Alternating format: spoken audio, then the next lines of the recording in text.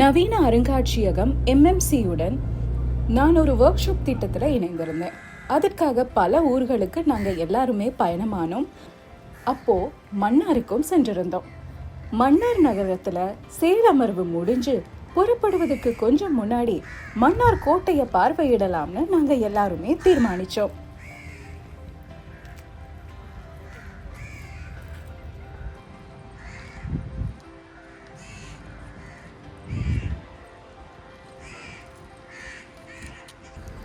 மன்னார் தீவை 1950ஆம் ஆண்டு அளவில் போர்த்துகேயர்கள் கைப்பற்றினாங்க. அப்போது அவங்க தங்களுக்காக கட்டின கோட்டை தான் இது. கிட்டத்தட்ட ஒரு சதுர வடிவத்தில் கட்டியிருக்கிறதாகவும் கோட்டையோட 4 மூலையிலையும் கொத்தளங்கள் இருக்கிறதாகவும் கேள்விப்பட்டிருக்கேன்.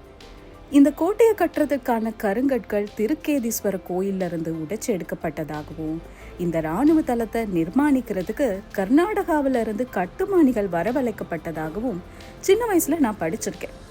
அதுக்கப்புறம் போர்த்துகேயர்களுக்கு பிறகு ஒல்லாந்தர்கள் வந்து இந்த இடத்துல அகழியெல்லாம் உருவாக்கி இதோட பாதுகாப்பை பலப்படுத்தினாங்கன்னு கேள்விப்பட்டிருக்கேன்.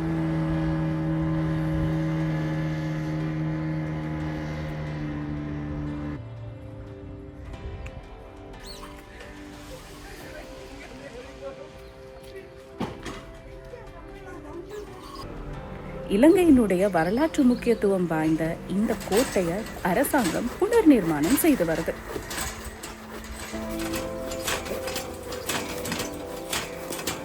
எவ்வளோ நாளா நான் ஒர்க் பண்ணுறீங்க? எவ்வளோ நாளா திருத்த வேலைகள் நடக்குது? सॉरी කොච්චර කාලයක්ද මේ වැඩ කරන්නේ? දවස් 10ක්. මේක ඔක්කොම වෙනස් කරනවද?